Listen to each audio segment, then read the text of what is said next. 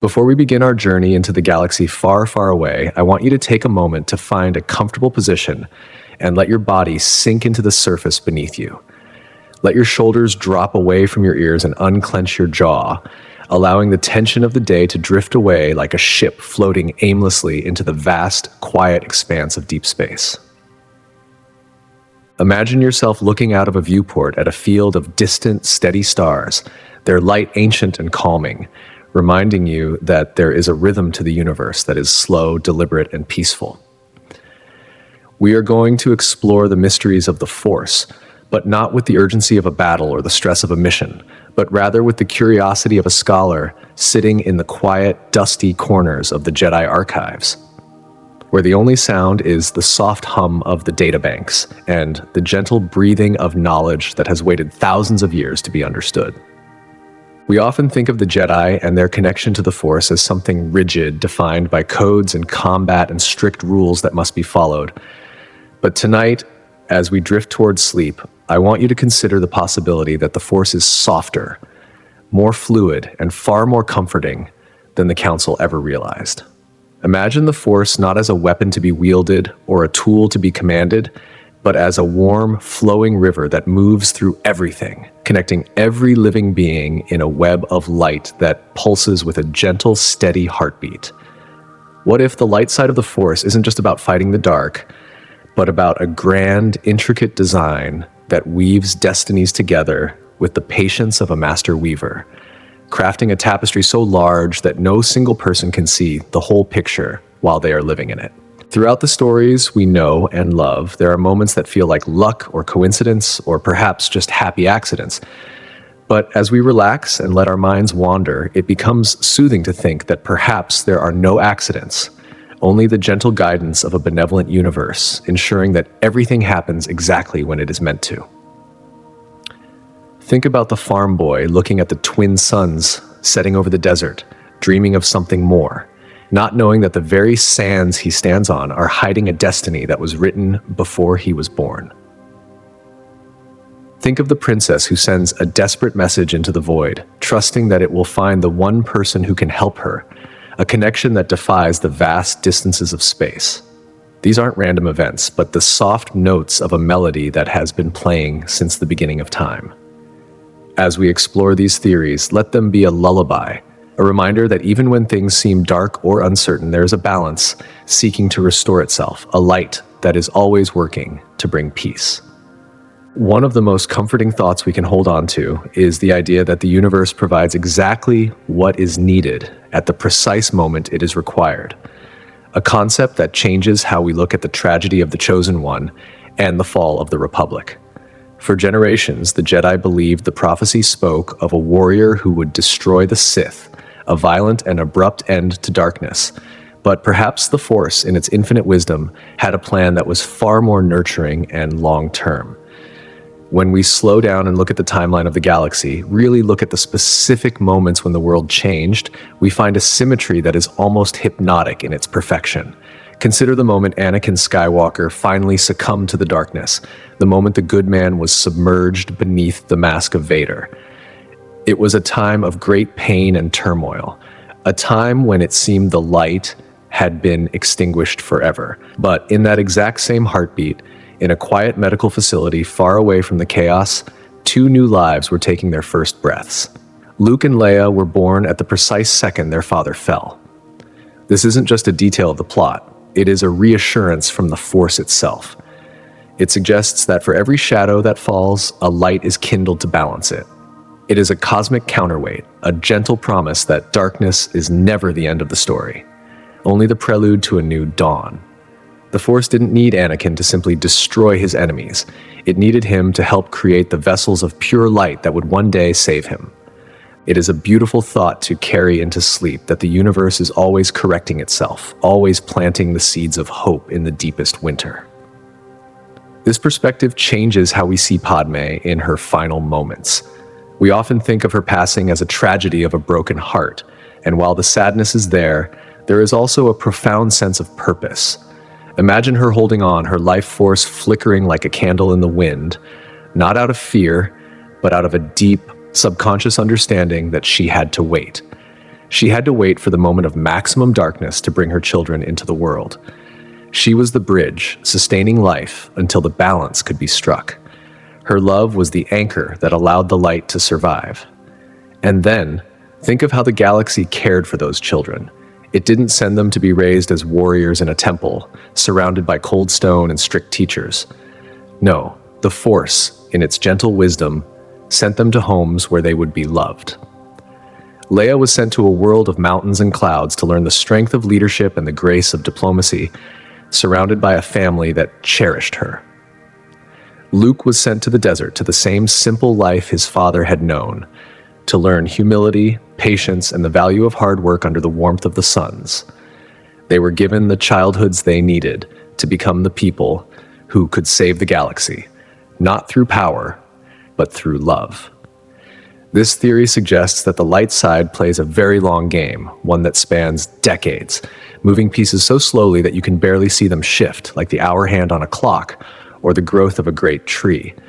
It tells us that we don't need to worry about the immediate outcome of every struggle, because there is a larger plan unfolding, one that bends toward justice and peace. It comforts us with the idea that even when we feel lost or separated from our path, we are exactly where we are meant to be, learning the lessons we will need for a future we cannot yet see. This sense of peaceful orchestration brings us to the old wizard in the desert, Obi-Wan Kenobi. For years, we have wondered about his final confrontation on the Death Star. It is a scene etched into our memories, the humming of the blue and red blades, the stark industrial walls, the tension of a reunion long overdue. But let's soften the edges of that memory. Imagine Obi-Wan, not as a soldier fighting a war, but as a man who has spent nearly 2 decades in the quiet of the desert, meditating, listening to the wind, and communing with the spirit of his old master, Qui-Gon. He has moved beyond the need for victory in the traditional sense. When he faces Vader, he isn't trying to win a fight. He is stepping into a river of destiny that he can finally see clearly. There is a moment, just before the end, where a small, serene smile touches his lips. It's a detail you might miss if you aren't looking for it. That smile is the key to everything. It is the smile of someone who has laid down a heavy burden. It is the smile of someone who has seen the end of the story and knows that it is good. The theory suggests that in those final seconds, the Force granted Obi-Wan a vision, a clarity of sight that showed him 2 diverging paths. In one path, he fights. He uses his superior defensive skills, the techniques he mastered over a lifetime, and perhaps he defeats the machine that was once his brother. But the vision shows him that this victory is hollow. It shows him a future where Luke is consumed by anger, where the cycle of violence continues, where the lesson of sacrifice is never learned. But then, the Force shows him the second path, a path of surrender, a path where he lowers his weapon and allows himself to become something more than just a man in a robe. He sees that by letting go, he can become a guide, a whisper in the wind, a presence that can offer wisdom without the limitations of a physical body. He sees that his sacrifice will be the spark that ignites Luke's true journey, not one of vengeance, but one of understanding. That smile is a message to us all as we drift towards sleep. It tells us that true power doesn't come from holding on tight, from fighting every battle, or from forcing the world to bend to our will. True power comes from acceptance. It comes from trusting that if we let go, we will be caught by something greater than ourselves. Obi-Wan's transition from a physical warrior to a luminous spirit is a metaphor for the ultimate relaxation, the release of the ego and the body to join the infinite flow of the universe. When he says, "If you strike me down, I shall become more powerful than you can possibly imagine," he isn't making a threat. He is stating a beautiful, comforting truth about the nature of existence. He is saying that the love and wisdom we gather in our lives is not lost when we leave this plane. It is magnified. It becomes part of the atmosphere, part of the energy that surrounds the people we love. It is a thought that can wrap around you like a warm blanket, that nothing is ever truly lost, only transformed into light. As we linger on the idea of transformation and guidance, our minds drift back to the beginning, to the lush, green forests of Naboo and the man who started it all, Qui-Gon Jinn. Qui-Gon was a maverick, a man who often disagreed with the Council, not out of arrogance, but because he listened to the living force. He felt the immediate present connection of all things, the way the grass connects to the soil, the way the fish connects to the water. He understood that life is messy and complicated and cannot always be contained by strict rules. There is a theory about his final duel that turns a tragic loss into a moment of profound, deliberate choice. Imagine the scene, not as a frantic fight, but as a grueling test of endurance. Qui-Gon is older, tired, his breath coming in heavy rhythms. He realizes, as the battle wears on, that he cannot win in the way a soldier wins. But in that state of exhaustion, where the mind quiets down and the instincts take over, he receives a sudden, crystal-clear insight. He looks at the future of the boy he found on the desert planet. He sees Anakin's turbulent spirit, his fear, his need for a father figure, but also his need for a brother. Qui-Gon realizes that his own teaching style, loose, rebellious, focused on the moment, might not be what Anakin needs to survive the coming storm. He realizes that if he survives, he might lead Anakin down a path where his lack of discipline becomes his undoing. But Obi-Wan is steady. Obi-Wan is disciplined. Obi-Wan follows the code but has a heart full of devotion. Qui-Gon sees that for the chosen one to fulfill his destiny, he needs the grounding presence of Obi-Wan, and he needs the motivation of a promise made to a dying mentor. So the theory suggests that Qui-Gon's death was an act of surrender to the will of the Force. He accepted his fate so that he could guide from beyond. He was the first to learn the path to immortality, to retaining one's consciousness within the cosmic energy. By letting go of his physical form, he became the pioneer who would eventually teach Yoda and Obi-Wan how to do the same. He sacrificed his today for the galaxy's tomorrow. It is a lesson in trusting the timing of your life. Sometimes things don't go the way we planned.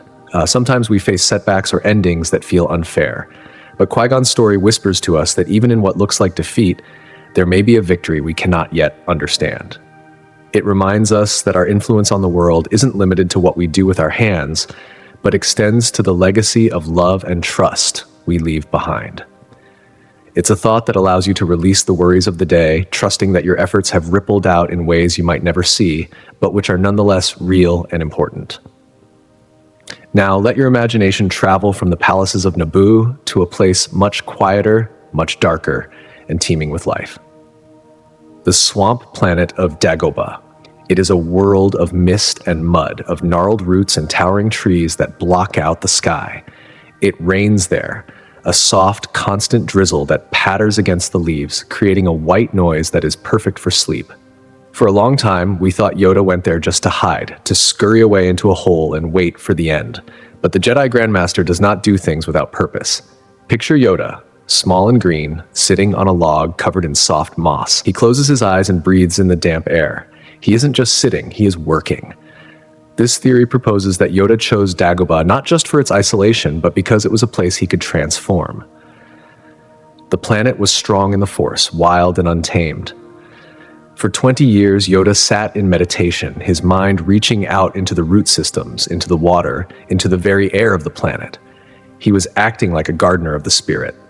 Day by day, breath by breath, he was infusing the environment with the light side of the Force. He was building a sanctuary. Think of the patience that requires to sit in the mud for 2 decades, simply breathing light into the world around you. He was preparing the ground for Luke. He knew that one day the boy would come and he would need a place where the Force was so thick, so tangible, that he could practically touch it. The dark side cave was there, yes, but Yoda balanced it with a cocoon of light, creating a perfect classroom where a student could learn in weeks what usually took years. It suggests that Yoda's exile was actually his most important mission. He wasn't abandoning the galaxy, he was creating a battery of hope, charging the atmosphere with positive energy so that when the time was right, the legacy of the Jedi could be passed on. It's a beautiful image to hold in your mind as you drift off, the idea of a small, peaceful being sitting in a vast forest, quietly turning the darkness into light, one breath at a time.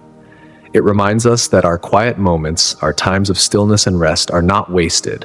They are when we build our strength, when we clarify our purpose, and when we affect the world in subtle, invisible ways. Just as the swamp absorbed Yoda's peace, the world around you absorbs your calm when you allow yourself to rest. While Yoda was weaving light into the swamps, another profound weaving was happening in the heart of the galaxy, tied to the memory of a queen, Padme Amidala. Her final words were, "There is still good in him." For years, we heard this as a desperate plea, a wish. But what if it was more? What if, in her final moments, seeing the person she loved consumed by shadow, she used the last of her strength to plant a seed? This theory suggests that her love was so powerful, so pure, that it acted as a force technique that no Jedi had ever documented. She created an anchor. Imagine a golden thread of light, thin but unbreakable, stretching from her dying breath across the cold void of space and burying itself deep within the heart of Darth Vader. He tried to bury it. He tried to freeze it over with anger and armor and machinery. But he couldn't break it because it wasn't built on power. It was built on faith. This anchor sat there, dormant, for decades. It explains why, despite everything he did, he could never fully kill the part of himself that was Anakin. It explains why he hesitated when he saw his son. It explains why he felt the conflict. The anchor was waiting. It was waiting for the right frequency to resonate with it. And that frequency was Luke. When Luke spoke to his father, when he refused to fight, when he showed mercy, he was plucking that golden thread that Padme had left behind. The resonance between the mother's faith and the son's compassion was too strong for the darkness to withstand. It suggests that the redemption of Anakin Skywalker wasn't a sudden change of heart, but the blooming of a flower that had been planted 20 years prior. It tells us that love is never wasted. Even when we think our words or our feelings are ignored, even when it feels like we aren't getting through to someone, the energy of that love remains. It waits. It works in the background, underneath the surface, waiting for the moment it can break through. Padme's legacy wasn't just her children. It was the safety line she attached to a falling soul, a line that would eventually pull him back to the surface. As you lie there, let that thought comfort you, that you are tethered to the people you love by bonds that are stronger than time and distance, bonds that can withstand even the darkest nights. Now let's turn our attention to the son, to Luke Skywalker, and the mysteries of his own mind. When he arrived on the swamp planet, he was impatient, looking at the sky, looking at the horizon, never at where he was. He struggled. He failed to lift rocks. He failed to lift his ship. He kept saying, "I don't believe it." We often view this as a lack of confidence, a flaw in his character. But let's reframe that through the lens of a gentle, protective theory. Luke was the son of the most powerful Force user in history. The raw power flowing through his blood was like a raging torrent. If he had accessed it all at once, without the discipline to control it, it could have destroyed him, or worse, corrupted him, just as it did his father. What if Luke's doubt was actually a subconscious safety mechanism? What if his own mind, guided by the Force, placed mental blocks on his abilities to slow him down? Every time he said, "I can't," he was really saying, "Not yet." He was instinctively pacing himself, forcing himself to learn the hard lessons of patience and humility before he was granted the keys to the universe. This makes his training with Yoda a dance of unlocking doors only when the room behind them was safe to enter. It wasn't that he was weak, it was that he was being careful, even if he didn't know it. The Force was protecting him from his own potential until he was emotionally ready to handle it. It's a soothing thought for anyone who feels like they aren't progressing fast enough in their own life. It suggests that sometimes delays are for our own protection. Sometimes we aren't given what we want right away because we need to grow a little more before we can carry it. Luke's journey wasn't a sprint, it was a slow, steady climb. And because he took the time to struggle, because he had to earn every inch of his progress, he arrived at the Emperor's throne room with a stability that his father never had. He didn't just have power, he had wisdom. He had the strength to throw his weapon down. That act of nonviolence was the culmination of all those moments of saying, "I don't believe it." He had learned that the Force wasn't about moving rocks, it was about moving hearts. So if you feel stuck, or if you feel like you haven't reached your destination yet, just remember Luke in the swamp. Remember that the waiting is part of the training. You are growing in ways you cannot see, preparing for a future where you will be ready for everything that comes your way. As we stay in the swamp for a moment longer, picture Yoda again, moving slowly through the mist. He walks with a small, crooked cane, tapping it against the roots and the stones. Tap, tap, tap, a rhythmic, comforting sound in the quiet forest. We assume he needs it to walk, but then we see him flip and jump when he needs to. So why the cane? There is a beautiful theory that the cane was more than a stick. It was a vessel. When the Jedi Order fell, when the lights went out across the galaxy, Yoda felt the loss of all that light. It was a wave of sorrow that nearly knocked him over. But instead of letting that light vanish, he caught it. He gathered the lingering essence of the Jedi, the wisdom, the hope, the connection to the light, and he stored it. He grounded it into the object he held in his hand. For years on Dagobah, that cane was a reliquary, holding the embers of a fire that had been scattered. Every time he tapped it on the ground, he was grounding that energy, keeping it safe, maybe even slowly releasing tiny bits of it back into the soil to keep the hope alive. When he poked Luke with the cane or tapped him on the leg, he wasn't just being a grumpy teacher. He was transferring little sparks of that ancient wisdom. He was passing on the legacy of 1,000 generations through a simple wooden stick. It changes the way we see the old master. He wasn't a frail old creature clinging to a walking aid. He was the guardian of the flame, carrying the weight of the past so that he could hand it to the future. It's a reminder that the most ordinary objects can hold the most extraordinary meaning. It's a reminder that wisdom is often disguised in humble packages. And it tells us that nothing is ever truly gone as long as there is someone to remember it, someone to hold on to the essence of what was good and true. The light didn't die, it just went into safekeeping, waiting for the right person to come along and kindle it again. Let's drift now to a more complex figure, to Count Dooku. A man of elegance, of sharp words and a curved lightsaber. We know him as a villain, a man who fell to darkness. But in his final moments on the bridge of the invisible hand, something shifted. As he knelt before Anakin with the lightsabers crossed at his throat, he looked stunned. Not just fearful, but realizing, what if, in that space between life and death, the Force gave him a gift? A vision of what could have been. The Force is timeless, and in moments of great transition, the veil is thin. Dooku might have seen a timeline where he didn't leave the Order in anger, but stayed to change it from within. He might have seen himself as a grandfatherly figure to Anakin, teaching him how to navigate the politics and the emotions that confused him. He might have seen a galaxy where his wisdom combined with Anakin's power to save the Republic rather than destroy it. He saw the teacher he could have been. This vision wasn't a punishment. It was a final lesson, a moment of clarity that showed him the tragedy of his choices. His hesitation wasn't just shock at Palpatine's betrayal. It was the weight of a lifetime of what-ifs crashing down on him. It humanizes him. It reminds us that everyone is capable of different paths and that we are defined by the choices we make. But even in the end, the Force offers us the chance to see the truth, to understand the scope of our journey. It's a somber but peaceful thought that eventually all the confusion clears and we see the picture for what it really is. We understand our place in the tapestry. And speaking of the end of the journey, let's travel to the forest moon of Endor. The battle is over. The Death Star is gone. The fireworks are blooming in the sky above the Ewok village. Luke looks away from the celebration and sees 3 shimmering figures: Obi-Wan, Yoda, and Anakin. They are smiling, bathed in a soft blue light. We think of this as a nice family portrait, a happy ending. But the theory goes deeper. It suggests that they weren't just standing there for show. When the Emperor died, a massive shockwave of dark energy was released, a psychic scream that could have shattered the mind of any Force user nearby. Luke was right there, open and vulnerable. The theory is that the 3 Force ghosts manifested at that specific moment to act as a shield. They formed a spiritual barrier around Luke, deflecting the darkness, filtering the toxicity of the Emperor's death so that Luke would remain pure.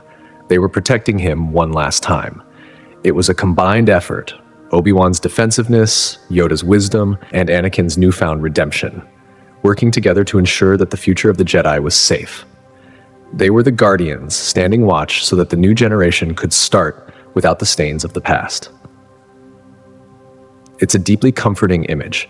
The idea that those who have gone before us are still watching out for us, standing between us and the storms we cannot see, ensuring that we are safe.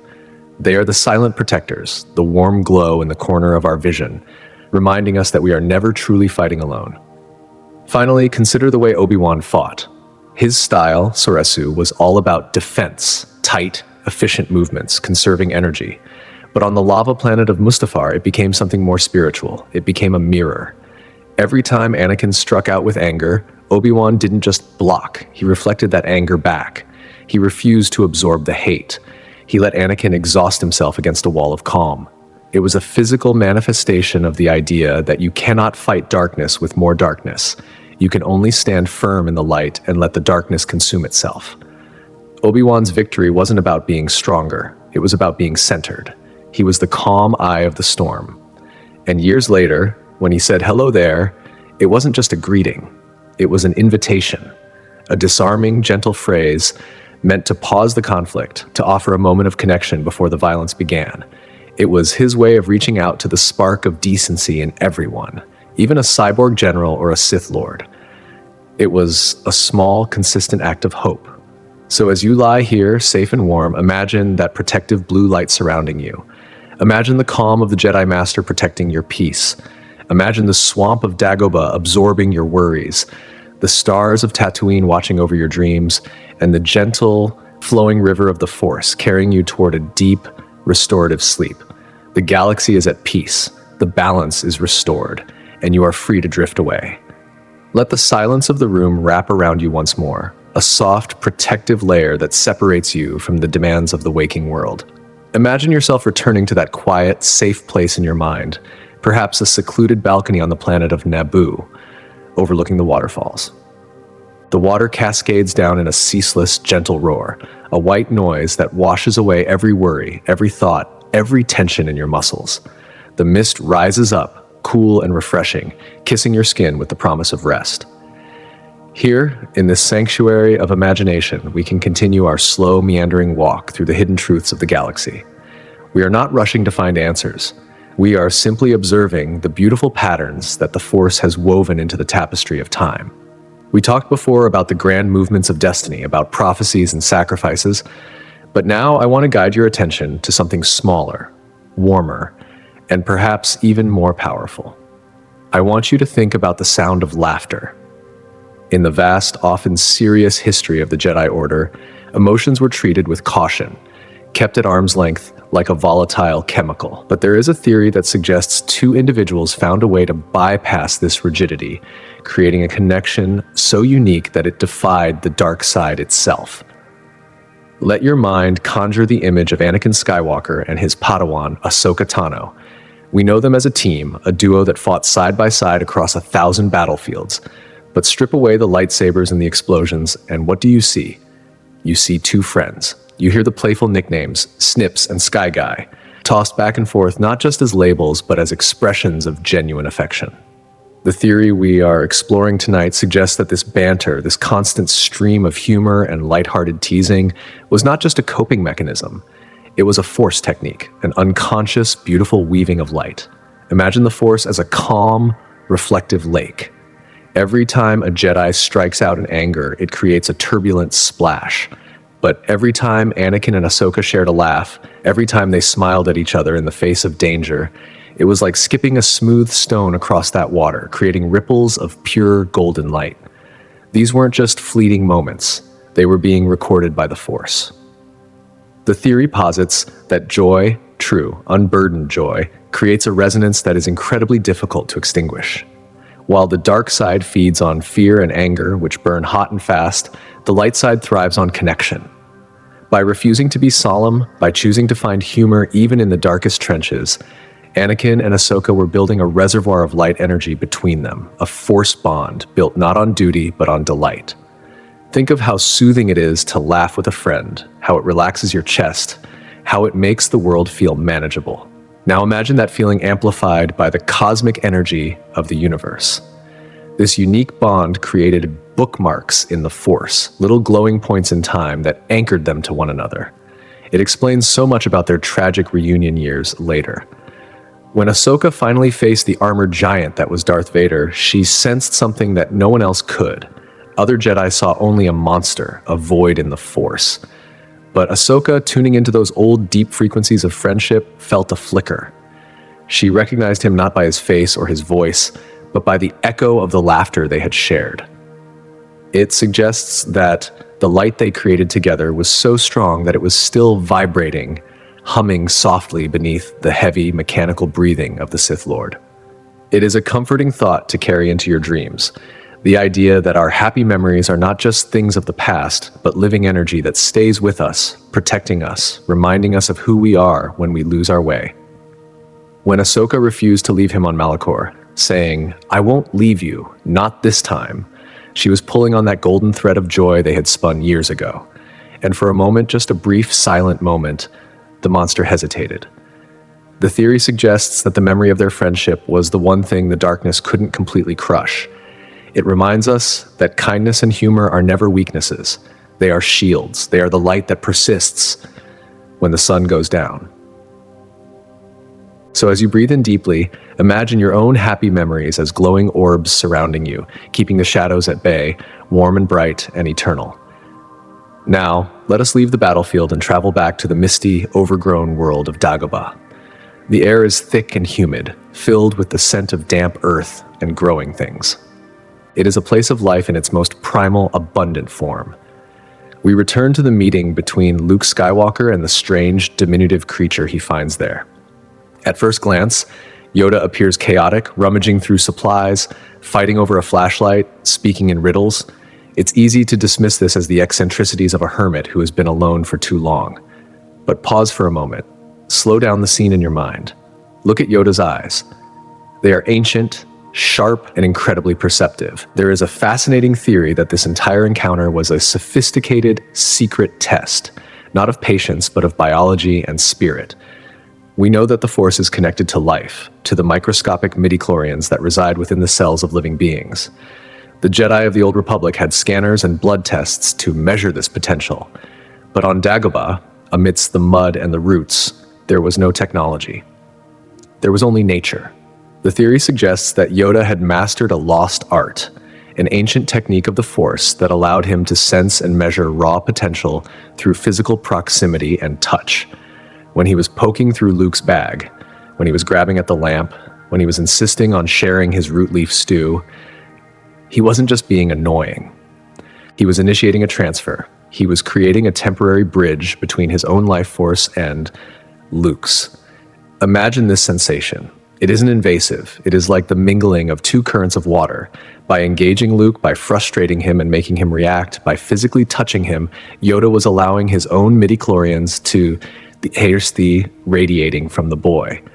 He was acting as a living Geiger counter, measuring the sheer wattage of the Skywalker bloodline. This explains why he was so energetic, so physical. He needed to stimulate Luke's emotional state to get a clear reading. The theory adds a layer of profound wisdom to the little green master. He wasn't just a teacher, he was a scientist of the spirit. He was gathering data, and what he found made him hesitate. He felt the immense power. Yes, the same roaring fire that had consumed Anakin, but he also felt the instability, the impatience, the recklessness. This deep, tactile reading of Luke's soul explains Yoda's initial refusal to train him. He wasn't being difficult for the sake of it. He was making a calculated risk assessment based on a profound, intimate connection he had formed in those first few minutes. He saw the danger. And later, when he speaks to the spirit of Obi-Wan and says, "There is another," he isn't just remembering Leia, he is comparing the data.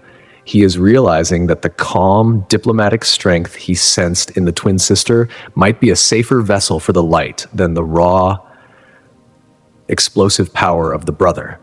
It's a thought that highlights the care and precision of the Jedi. They weren't just mystical warriors, they were guardians who understood the delicate balance of nature. As you lie there, imagine that kind of deep, empathetic understanding. Imagine being seen and understood not just for what you say or do, but for the energy you carry. Yoda's test was an act of profound attention. He was listening to the song of Luke's spirit. It reminds us that we are all made of energy, all connected to the universe in ways we cannot see but can definitely feel. Let the image of the warm, glowing stew and the small, cozy hut on Dagobah fill your mind. It is a humble place, but it is the center of a wisdom that saved the galaxy.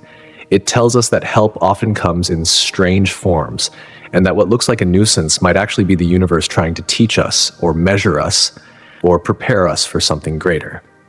Let's drift a little further now, back to the concept of the Force anchor created by Padme, but let's explore how that anchor influenced the very specific behavior of Darth Vader. It is said that the eyes are the window to the soul, but in Vader's case, the mask hid everything. Yet, looking at his actions through the lens of this theory, we see a man who was sleepwalking, guided by a tether he couldn't see. Why did he never hunt for his children? He was the second most powerful being in the galaxy, with resources unlimited. He could find a needle in a haystack on the other side of the universe. Yet for 20 years, Luke and Leia remained hidden. The theory suggests that Padme's anchor didn't just pull him toward the light in the end, it actively clouded his darkness in the beginning. It acted like a blind spot, a protective fog generated by his own subconscious love. The part of him that was still Anakin, the part that was tethered to Padme, essentially sabotaged the part of him that was Vader. It whispered, "Don't look there," when reports came from Tatooine. It made him dismiss clues that should have been obvious. It was a self-imposed blindness born of grief and a hidden, buried desire to keep the last remnants of his love safe. This creates a tragic but beautiful symmetry. The father was the villain, but the father's heart was the protector. He was fighting a war within himself, and the light was winning battles he didn't even know were being fought. Think of this protective blindness as a metaphor for how we are kept safe from things we aren't ready to face. The universe has a way of hiding things from us until the moment we have the strength to handle them. Just as Vader was kept away from his children until they were grown, until Luke could stand before him as a Jedi and Leia as a leader, perhaps we are guided away from certain paths until the timing is perfect. It is a thought that encourages trust. Trust in the timing of your life. Trust that what is meant for you will find you, and what is dangerous for you will be kept at bay by forces you might not even be aware of. Now I want you to return to the feeling of the Force itself. We talk about it as a field or a power, but in these theories, it feels more like a presence, a companion. Think about Obi-Wan Kenobi again, alone in the desert for all those years. The twin suns beating down, the sand stretching out in every direction. It could have been a lonely existence. But the theory about his hello there greeting suggests he was never truly alone because he was always in conversation with the light in others. Expanding on this, imagine his daily meditation. He sits on the floor of his small hut, the heat of the day fading into the cool of the twilight. He closes his eyes and reaches out. He doesn't just feel the rocks and the lizards, he feels the potential for good in the galaxy. He was practicing a form of Force empathy that was so advanced, it became his default way of speaking. Every time he greeted someone, he was sending a little pulse of that desert calm into their minds. He was sharing the peace he had found in solitude. It's a lovely idea to practice as you fall asleep, sending out a mental hello there to the world, a gentle acknowledgement of the life around you, without judgment, without fear, just a soft, friendly wave to the universe. As we go deeper into the lore, let's consider the nature of the Force ghosts again. We pictured them at Endor, standing guard. But think about the mechanics of that. How does one become a ghost? It isn't just about power. It is about total, absolute selflessness. To become a Force ghost, one must let go of everything: ego, attachment, fear, even the desire to exist. It is the ultimate act of relaxation. You have to be so at peace with the universe that you merge with it completely, yet love it so much that you retain a spark of yourself to help others.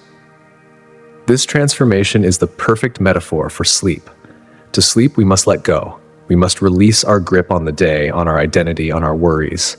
We must trust that it is safe to disappear for a while.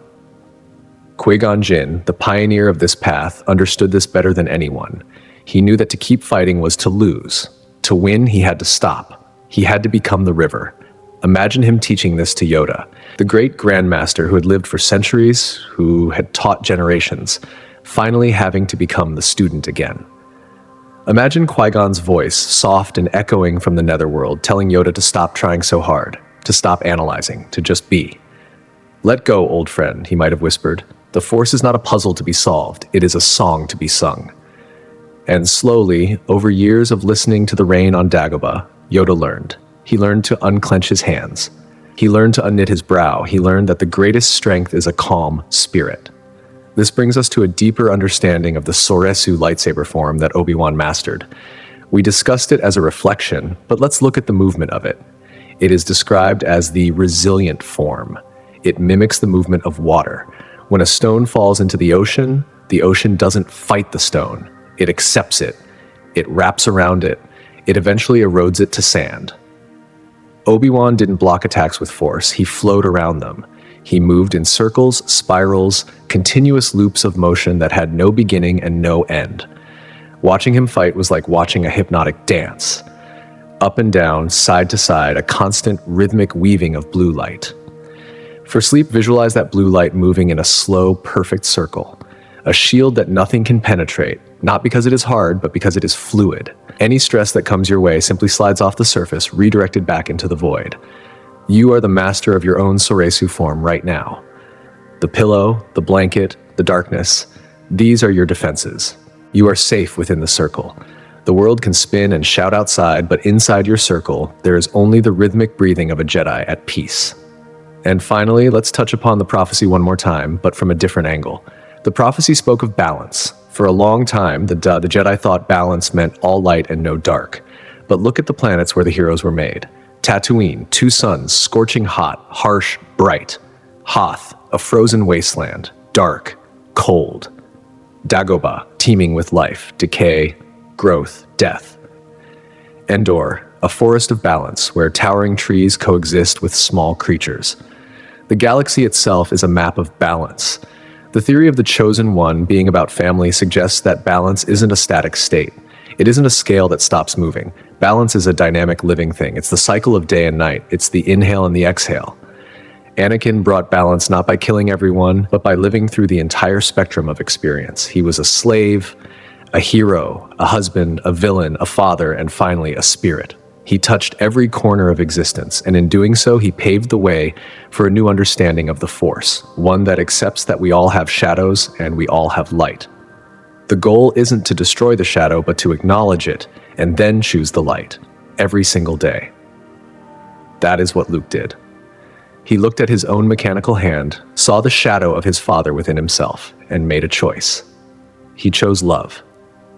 So as the theories blend together in your mind, the laughter of Ahsoka, the patience of Yoda, the protection of the ghosts, the fluidity of Obi-Wan, let them form a single comforting truth.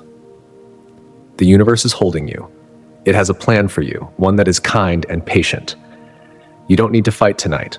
You don't need to figure it all out. You just need to listen to the quiet hum of the Force, let go of your attachments to the waking world, and trust that you will be carried safely to the morning. Imagine the stars outside your window again. They are the same stars that looked down on the Jedi Temple, the same stars that watched over the Ewok village. They are constant. They are peaceful. Let your breathing match the slow pulse of their light, in and out, light and dark, awake and asleep. You are part of the balance. You are one with the Force, and the Force is with you. Drift now. The archives are closing for the night. The lights are dimming. The databanks are powering down to a low, steady hum. The stories are safe. You are safe. Sleep. Let yourself drift deeper now, moving past the surface of the stories and into the quiet, rhythmic heart of the galaxy. Imagine the sensation of weightlessness, the kind you might feel if you were floating in the vast, velvet silence of deep space, far away from any planet, any star, any responsibility. Here in the void, there is no up or down, no heavy gravity pulling at your tired muscles. There is only the gentle, endless embrace of the cosmos, holding you suspended in a state of perfect rest. As we continue to explore the hidden threads of the Force, I want you to visualize the interior of the Jedi Temple on Coruscant, but not during the bustle of the day. Imagine it at night. The massive city planet outside is a sea of moving lights, a constant hum of activity, but inside the temple walls, the stone is cool and thick, blocking out the noise of the world. Picture the room of 1,000 fountains. It is a vast, high-ceilinged sanctuary filled with cascading waterfalls, shallow, reflecting pools, and soft, bioluminescent mosses that glow with a faint, calming green light. The air here is rich with oxygen and the scent of ferns and flowing water. It is the perfect place to sit and think about the nature of connection. In this serene environment, let's revisit the idea of the Force ghost and the protective barrier they formed, but let's look at it through the lens of pure energy. We often think of the Jedi as warriors, but at their core, they were monks. They were scholars of silence. When Obi-Wan Kenobi, Yoda, and Anakin Skywalker appeared on Endor, they weren't just projecting an image, they were projecting a feeling. Think about the feeling of a warm hand resting on your shoulder when you are sad, or the sensation of a heavy blanket being pulled up to your chin on a cold night. That is what their presence was. There is a beautiful, understated theory that suggests that a Force ghost is not just a spirit, but a manifestation of the living Force becoming the cosmic Force and then returning to visit. It is a cycle, like the rain falling to the earth, flowing into the river, evaporating into the cloud, and falling again. It suggests that nothing ever truly leaves, it just changes form. When Anakin appeared, he looked young again. He looked like the man he was before the armor, before the burns, before the pain. Why? The theory suggests that the Force remembers us at our truest self. It filters out the years of suffering, the mistakes, the physical scars, and it holds on to the blueprint of our soul when it was most full of light. This is a deeply healing thought for sleep. It implies that underneath all the stress of your day, underneath any pain or worry you might be carrying, there is a version of you that is pure, radiant, and untouched by the world. The Force sees that version of you. It holds that version of you safe. When you close your eyes, you are peeling back the layers of the day to return to that inner stillness, just as Anakin returned to his true form in the light of the Force. Now let your mind wander to the construction of a lightsaber. It sounds technical, but it is actually a profound form of meditation. A Jedi does not simply build a weapon, they craft a lens. To build a saber, a Jedi must find a kyber crystal. These crystals are not just rocks, they are attuned to the Force. They are alive in a crystalline way. Imagine sitting in a cold, quiet ice cave on the planet Ilum. The wind is howling outside, a distant, lonely sound, but inside the cave it is completely silent. You are sitting cross-legged and in the dark, and you are listening. You are waiting for a hum, a song. The theory goes that the crystal sings to the Jedi who is meant to find it. It matches the frequency of their heartbeat. It resonates with their specific energy signature. Building the hilt requires telekinesis. The Jedi must hover the components in the air, aligning the lens, the power cell, the emitter matrix, all with their mind. They must be perfectly calm. If there is even a tremor of anxiety, the pieces will fall. This process can take days, even weeks, of deep, trance-like meditation. Imagine the focus that requires, the absolute stillness. The components floating in the air, rotating slowly, clicking into place with a satisfying soft sound. Click, hum, click, hum. It is a process of bringing order to chaos. As you lie in bed, imagine you are assembling your own peace of mind in this way. You are taking the scattered thoughts of the day and with gentle mental pressure aligning them. You are finding the center. You are listening for the crystal heart of your own calm. And when the saber is finished, when the blade ignites, it is not a weapon of war, but a beam of contained, focused light. It is a symbol of the ability to hold steady in a chaotic world. Consider the color of Luke Skywalker's second lightsaber, green. For a long time, we just accepted this as a change. But why green? His father's was blue. Obi-Wan's was blue. Green was the color of Qui-Gon Jinn's blade. There is a touching theory that Luke, in his deep communions with the Force while building his new weapon in the hut on Tatooine, was guided by the spirit of the grandfather he never met. Qui-Gon was the maverick, the one who followed the living Force, the one who believed in the moment.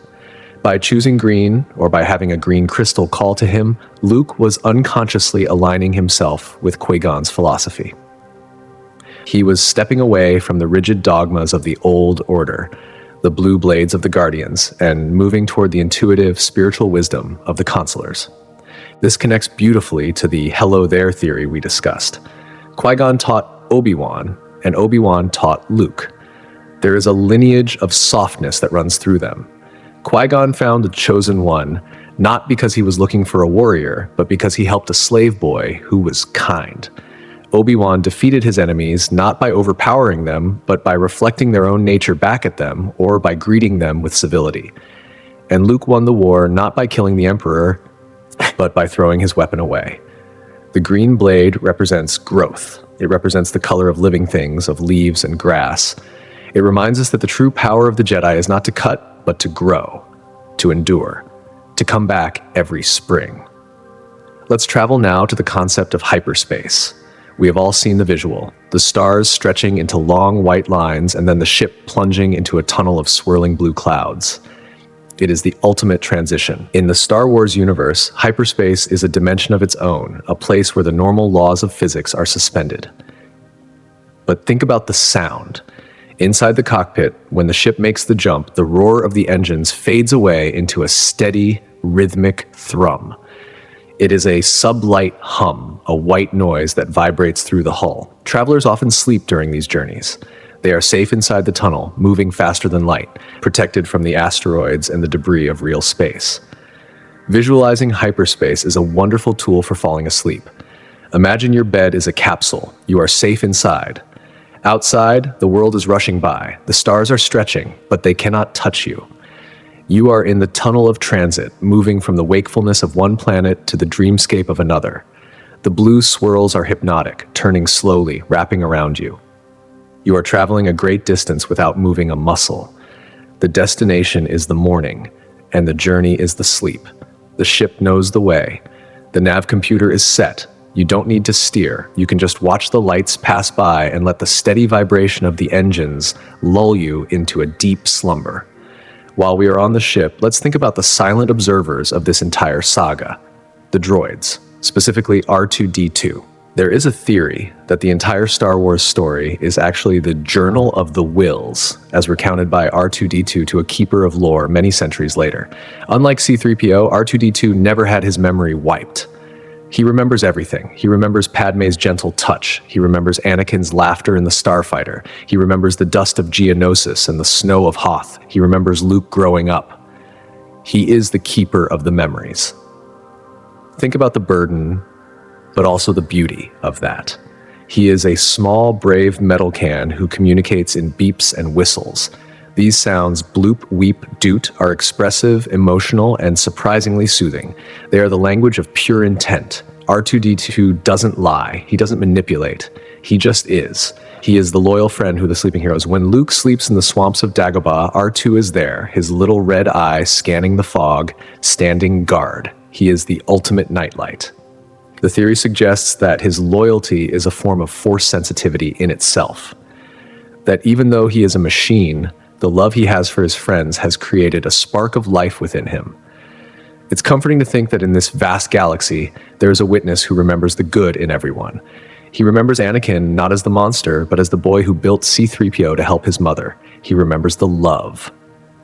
When you sleep, imagine a small, loyal guardian standing watch over your dreams, recording only the good things, keeping your stories safe, ready to beep a happy greeting when you wake up. Now, let's return to the desert planet of Tatooine, but let's look at the twin suns in a new way. We often see the binary sunset as a symbol of longing, of looking toward the future. But in terms of balance, the twin suns represent the duality of existence, the hot, searing white sun and the cooler, red sun, day and evening, action and rest, waking and sleeping. The Force is often described as having a light side and a dark side, but perhaps it is more like the twin suns, two parts of a whole that dance around each other. There is a meditation technique that some fans theorize Obi-Wan used during his long exile. He would sit on the edge of the Dune Sea and watch the suns go down. He would visualize the white sun as his active mind, the thoughts, the plans, the worries. And he would visualize the red sun as his resting mind, the blood, the heart, the intuition. As they dipped below the horizon, he would imagine them merging into the twilight, into the gray of the coming night. This was the gray Jedi philosophy and practice, not as a political stance, but as a nightly ritual of integration. He wasn't rejecting the light or the dark. He was watching them set together to make room for the stars. Try this visualization. Picture two spheres of light in your mind. One represents everything you did today. The other represents the rest you need. Watch them slowly sink into the sands of the desert. Watch the sky turn from a blazing blue to a soft purple, then to a deep indigo. The heat of the day radiates off the sand, leaving a comfortable warmth that rises up to meet the cool night air. The stillness of the desert is absolute. No birds, no traffic, just the whisper of sand shifting over sand. It is the sound of time passing, smoothing out all the rough edges of the world. Let's expand on the Force web, or the Force net. We touched on how Yoda prepared Dagobah and how Padme created an anchor. But what if every single act of kindness in the galaxy creates a strand of a safety net? This theory suggests that the will of the Force is actually the collective weight of billions of small good choices. When a stormtrooper misses a shot on purpose, a popular theory. When a smuggler decides to turn back and help his friends. When a Ewok shares his food. Each of these is a knot in the net. The light side isn't a laser beam from the sky. It is a woven blanket made of these moments. It means that you are supported by the good intentions of others, even people you have never met. Just as the Jedi believe that all living things are connected, you can believe that the safety of your sleep is supported by the peace of the world around you. The universe wants you to rest. It has woven a hammock of gravity and atmosphere and quiet just for you. Let's go deeper into the physical sensation of the Force push. In the movies, it throws people across the room. But in training and in its gentler forms, a Force push is described as a wave of pressure, like a deep bass note that you feel in your chest. Imagine a Force blanket, a gentle, consistent pressure applied to your whole body. It is the feeling of gravity hugging you. It is the sensation of being grounded. When Yoda lifted the X-Wing, he didn't use muscles. He used the idea that the ship was no different from the rock. Luminous beings are we, not this crude matter. This quote is perfect for sleep. Your body is heavy, yes. It is made of matter. It is tired. But the you inside, the luminous being, is light. It is free. Sleep is the time when the luminous being gets to stretch out, untethered from the crude matter for a few hours. You can leave the heavy limbs behind and float in the currents of the Force. The bed supports the matter. The Force supports the light. Think about the character of Chewbacca for a moment. He is often shouting or shooting, but think about his hugs. He is a creature of immense strength who chooses loyalty and warmth. There is a theory that Wookiees are naturally sensitive to the empathy aspect of the Force. They don't use telekinesis, but they feel emotions deeply. That's why Chewie stayed with Han Solo. He felt the good heart buried under the cynical shell. Imagine being wrapped in a Wookiee hug, warm, furry, completely safe, surrounded by a strength that would never hurt you. That is the feeling of the galaxy protecting its own. And what about the Force flowing through inanimate objects? We talked about Yoda's cane, but consider the Millennium Falcon. It's a bucket of bolts, always breaking down, but it always works when it absolutely has to. Why? The theory is that the ship itself has absorbed the luck and the love of its crew. It has a machine spirit, touched by the Force. It tries to help. It holds together when it should explode because it loves the people inside it. It's a comforting thought that the objects in your life, your home, your bed, your blankets, are not just dead matter. They are infused with your energy. They know you. They are there to comfort you. Your pillow knows the shape of your head. Your blankets know the warmth of your body. They are cooperating with you to help you sleep. Finally, let's return to the vision of the stars outside the viewport. In the Star Wars galaxy, no matter where you go, from the core worlds to the outer rim, the stars are there. They are the constants. They are the same stars that the ancient Jedi studied 25,000 years ago. They are the same stars that Rey looked up at. They are the witnesses to the entire saga. When you look at the stars in your mind, imagine that you are looking at a map of stories. Every point of light is a world where someone is sleeping, where someone is dreaming. You are part of a galactic community of dreamers. The Force connects you to all of them. It surrounds us, penetrates us, binds the galaxy together. This binding is not a chain. It is a cradle. It holds the planets in their orbits so they don't drift away. It holds the atmosphere to the surface so we can breathe. It holds you to your bed so you can rest. But there's a theory that the balance of the Force is actually just the universe breathing. The dark times are the exhale, the emptying out. The light times are the inhale, the filling up. We are constantly in a cycle of breath. Right now, you are in the inhale. You are taking in peace. You are taking in rest. You are filling the reserves that were depleted during the day. Let the image of the Jedi archives return to your mind.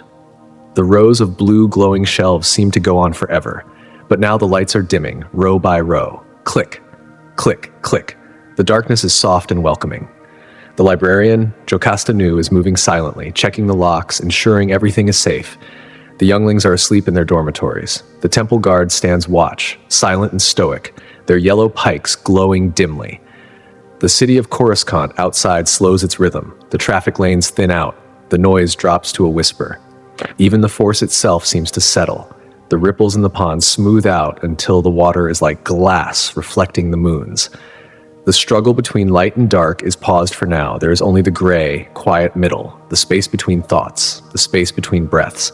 You are floating in the back-to-tank of the imagination, healing, recovering, suspended in a warm fluid that takes away all the pain.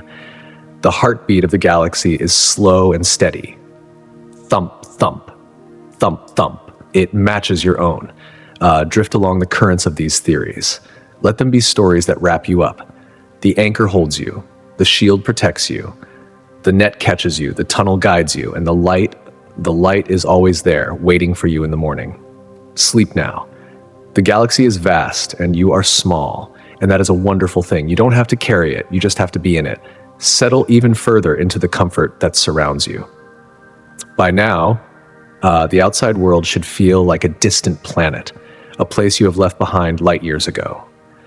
You are now a traveler in the deepest reaches of the galaxy, drifting in a vessel of pure tranquility. The engines are humming a low, steady lullaby that vibrates through the floorboards, through the bed, and into your bones, loosening the last bits of tension you didn't even know you were holding. We have journeyed through the swamps, the deserts, and the stars, uncovering the hidden softness within the stories of the Jedi.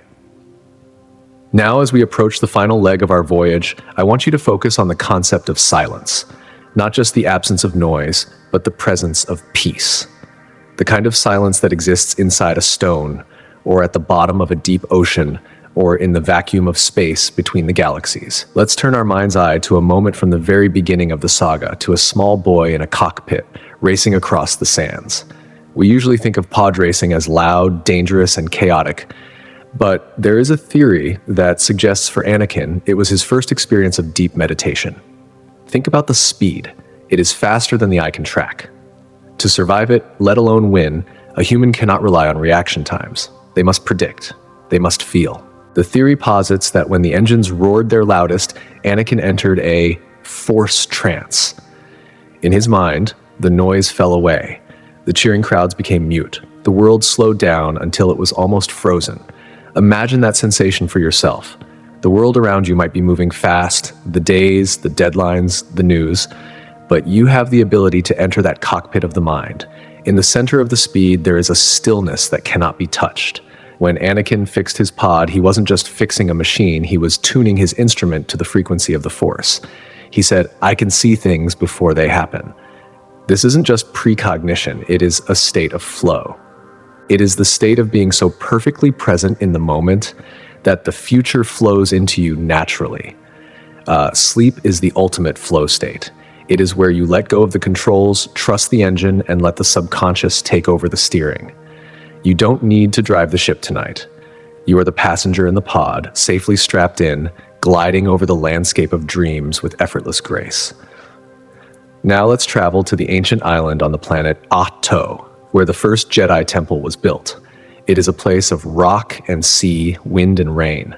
There is a giant hollow tree there, the repository of the ancient texts. Imagine walking into that tree. The wood is old, petrified, smelling of centuries of parchment and dry leaves. It is a library, yes, but it is also a womb of knowledge.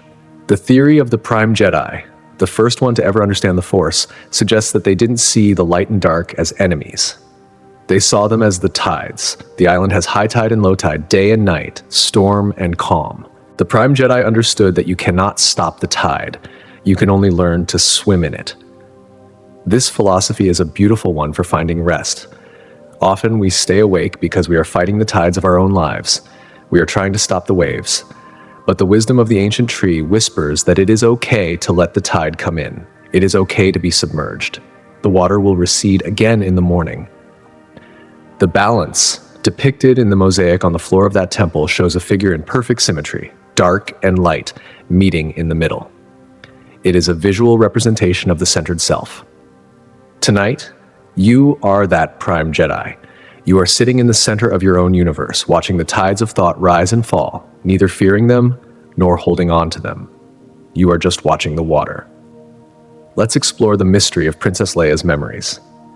In the story, she tells Luke she remembers her mother a little bit, that she was kind, but sad. Logically, this shouldn't be possible, as she was only moments old when Padme passed. But the theory of Force resonance offers a touching explanation. It suggests that memory in the Star Wars galaxy is not just stored in the brain, it is stored in the genetic code and magnified by the Force. Leia didn't remember images, she remembered feelings. She carried the emotional imprint of her mother's love and her mother's sorrow within her very cells. This implies that we are never truly separated from those who came before us. We are living arcs, carrying the love of thousands of ancestors. When you lay your head down to sleep, you are not alone. You are surrounded by the Force echoes of everyone who has ever loved you and everyone who loved them. It is a chain of affection that stretches back to the beginning of time. Leia's ability to remember feelings is a superpower of the heart. It allowed her to be a leader who led with compassion. It allowed her to sense Luke across the galaxy. It is a reminder that your feelings, your intuition, are valid and powerful. Trust the feelings that tell you you are safe. Trust the resonance of comfort that comes from your warm bed. It is the memory of safety, ancient and deep. Consider the Jedi hibernation trance. We see it used a few times to survive when air is low or when a Jedi needs to heal. They slow their heartbeat. They lower their body temperature. They enter a state of suspended animation where they consume almost no energy. While we are not Jedi Masters, sleep is our version of this trance. It is the body's miraculous ability to go into repair mode. When you sleep, your body is knitting together the fraying edges of your muscles, your mind, and your spirit. There is a theory that when a Jedi enters this trance, they are actually soaking in the cosmic force, refilling their internal batteries directly from the source of the universe. Imagine that right now. As you lie still, you are becoming a solar panel for peace. You are absorbing the quiet energy of the night. Every slow breath you take is drawing in restorative power. You don't have to do anything. The healing happens automatically. The Force heal ability we see in the later stories where life energy is transferred to heal a wound is just a faster version of what sleep does for you every single night. You are healing yourself. You are knitting the universe back together within your own chest. Let's drift back to the forest moon of Endor and look at the Ewoks again. We laughed at them, these small teddy bears defeating an empire. But look closer. They live in the trees. They live in a green web, bridges and huts suspended above the ground. They are entirely connected to their ecosystem. The theory is that the Ewoks are actually incredibly force sensitive, but in a communal way. They don't move rocks with their minds. They move with the rhythm of the forest. They knew where the troopers were, not because they had scanners, but because the trees told them. Imagine sleeping in an Ewok village. You are high up in the canopy, in a hut made of woven vines and soft furs. The wind sways the entire village gently, a giant cradle rocked by the forest itself. You can hear the leaves rustling, a million of them whispering secrets to each other. You are safe from the ground. You are held by the wood. This connection to nature is the purest form of the living force. It suggests that everything is alive. The wood of your bed frame, the cotton of your sheets, the air in your room. You are part of the ecosystem of your home. You can settle into your nest just like they do, huddled together, warm and secure, knowing that the forest is watching over you. And what about the world between worlds? This is a mystical plane we glimpsed, a place of starry pathways and portals existing outside of time and space. It looks like a long, endless corridor suspended in a void, filled with doorways. It is silent there. The voices of the past and future echo softly, but they cannot hurt you. You can choose which door to open, or you can choose to walk the path in silence. This is the perfect visualization for the space between wakefulness and dreams. Imagine you are walking in that starry corridor. The door behind you is labeled Today. You gently close it. It clicks shut with a satisfying final sound. You can leave everything that happened today behind that door. It is preserved, it is written in the history, but you don't need to carry it anymore. The door ahead of you is labeled Tomorrow. It is closed. You don't need to open it yet. You are standing in the hallway, in the now, in the between. It is a place of infinite potential and infinite rest. You can just sit down on the pathway, watch the stars swirl beneath your feet, and exist. There is no urgency here. Time does not pass. You have all the time in the world to just be. Let's return to the concept of the lightsaber one last time, but focus on the kyber crystal in its natural state. Before it is found, it sleeps in the ice caves. It sleeps for thousands of years. It glows with a faint, pulsing light, waiting. It is patient. It doesn't worry about being found. It is content to just shine in the darkness. You are like the crystal tonight. You are safely tucked away in your own cave of blankets. You are glowing with your own inner life. You don't need to do anything to justify your existence. The crystal is valuable just because it is. You are valuable just because you are. You can wait, you can rest. The universe will come to find you when the time is right. Think about the name Skywalker. It is a name of movement, of defying gravity. To walk the sky is to be unburdened by the earth. It is to float. Throughout the saga, we see ships floating, cities floating, people lifting rocks. The defiance of gravity is a core theme. The force lifts us up. As you sink into your mattress, try to feel that opposing sensation. The sensation of the bed rising up to meet you, holding you so perfectly that you feel weightless. You are a Skywalker tonight. You are walking in the clouds of your dreams. The heavy gravity of responsibility is left on the surface. You are ascending to the stratosphere of sleep. Finally, let's bring our awareness back to the ship we started on. The Millennium Falcon, or perhaps a sleek Naboo cruiser, or a sturdy Republic gunship.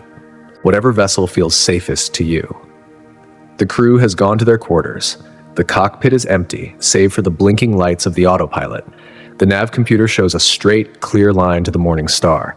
The hyperdrive is engaged, wrapping the ship in that comforting tunnel of blue light. The hum of the ship is the hum of the universe saying, I have you. You walk through the quiet corridors of the ship to your bunk. The lights are low. The sheets are cool. You climb in and lie down, looking out the small viewport by your head. The blue streaks of hyperspace mesmerizingly glide by. You are moving forward, but you are perfectly still. The force is flowing around the hull, a shield, a guide, a river. Remember the words of the Jedi Code. There is no emotion, there is peace. Let the emotions drain away. There is no ignorance, there is knowledge. You know you are safe. There is no passion, there is serenity. Let the excitement fade into calm. There is no chaos, there is harmony. Your body and mind are coming into alignment. There is no death, there is the force. There is no end, only the gentle transition into the dream. The theories we have explored, the laughter, the anchors, the patience, the balance, they all point to one truth. The galaxy is not a place of war. It is a place of connection. Every star is connected to every other star. Every living being is a luminous knot in a great tapestry of light. And you are part of it. You are one of the bright spots. But even stars need to rest. Even suns need to set. The droid R2-D2 in the corner of your room powers down. His lights turn from red to blue, then fade to black. A soft, descending whistle signals that the systems are offline. Do-woo. The ship is silent. The galaxy is silent. The force is a warm, heavy blanket tucked around your shoulders. Drift. Float. Be still. The saga continues, but for now the screen fades to black. The credits roll in silence. You are safe. You are loved. You are asleep. May the force be with you always. Good night.